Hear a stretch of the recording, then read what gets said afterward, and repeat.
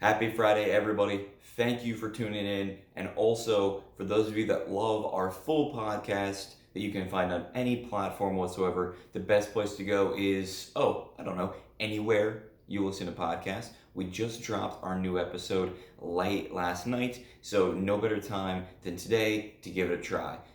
We brought two of our great friends on where we took a snake draft of our favorite jerseys of all time. So, join us. It's 20 of the GOATs of all time. Actually, I did my math wrong. No, I did.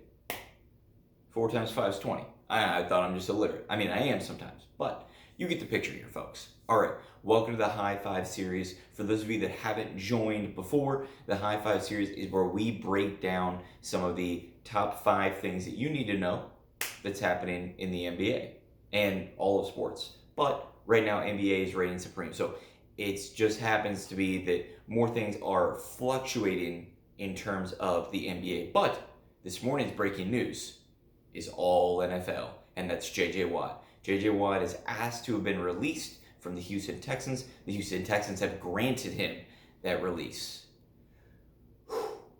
Best defensive player in Texans franchise history, no question, no doubts about it. Where's he going to go? Everybody's saying he's going to go play with his brothers in Pittsburgh. That's an easy answer, and it's one that is plausible because he loves his brothers. I mean, they have an incredible family dynamic, but Steelers are in cap hell. So unless everybody is willing to take a cut, including JJ himself, who knows? Now, he doesn't have a ton of years left on his career, not just contract, because he doesn't have a contract, but years left on his career. So maybe he wants to get that veteran maximum instead of just taking the vet minimum. I don't know. That's something to really keep in touch here. So, number 2 is also about the NFL. The Dolphins are rumored to most likely be trading back their pick. So, with the top 5 pick, what they'd be doing is they'd be trading back, but what they'd be getting is they'd be adding Jalen Waddle to the crew. So, having Tua be there with Waddle again is something that we haven't seen since 2018, but at the same point in time, it'd be an absolute blast. And yes, that is how long Tua's been gone. It's crazy. He was in the 20 draft. Having this happen would be huge for Tua because we know that then the Dolphins are going to keep him. He was rumored to be a pawn for Deshaun Watson, and frankly, he still could be, even if they're going to trade down for Waddle. But that's the trade fodder that we hear about. So if they're going to trade for anybody else other than Waddle, he could be worried. But if they're trading for Jalen, then he can maybe breathe a sigh of relief because they're bringing in one of his people, and somebody knows that he already has great chemistry with. Boosting that offense is only going to help this team out. They won 10 freaking games last season. That's not easy at all. As a Browns fan, I know. Having that take place means that they need to decide on their quarterback, build around him. It's a pretty easy plan for success from what we've seen. Number 3, we're now getting into the NBA here. Masai Ujiri, Raptors. What had happened when the Raptors won the NBA Finals, which seems like a lifetime ago because it was also 2019. Therefore, it was a lifetime ago. He dropped his lawsuit against the police officer after the police officer dropped his lawsuit against him. Now, coming from just my opinion here, Masai is clearly the better person.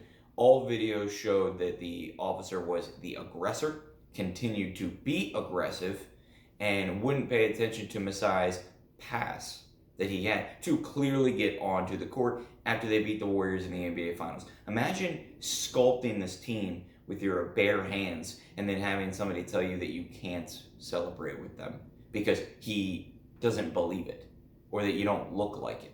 It's an absolutely outrageous claim. So Masai's a better person for dropping his countersuit as well. Much better person than me and than a lot of other people. So he could have gotten an easy paycheck because when the officer is claiming that he had emotional damage or lost wages, that's just legal speak for I want some free money from this lawsuit because I know I'm suing a rich guy. Come on. We know that. We know the gimmick. That's how life works. Regardless, happy this is put to bed, even though we're almost, well, it was over a year and a half away. So that was like 20 months ago. It's crazy to think about that. And ever since then, Raptors, get some help, baby. Get some help. Number 4 is we've got a 3-team deal that was finalized early yesterday in which the Red Sox, the Royals, and the Mets are all involved. There's still players to be named later swirling around. There's still random cash swirling around. But the big piece of the move is that the Royals get Andrew Benintendi. Andrew Benintendi marks the over halfway point of the Red Sox 2018 World Series roster leaving. Now, why in under 3 seasons would over half of the starting roster leave? Oh, I don't know. Maybe it's because a team that's richer than God decides that they don't have any money left to spend on players. There's a lot of other reasons. Culture was not one of them. So, Andrew Benintendi, wish him nothing but the best in Kansas City. So, he's clearly excited. If you're listening to press conferences, it's one guy you got to be happy for. We're going to round it out here with, let's see. I think I had to take notes on this. So I think we've got everything because we had some things. We already hit 5. Oh, huge congrats to Karl Anthony Towns for coming back.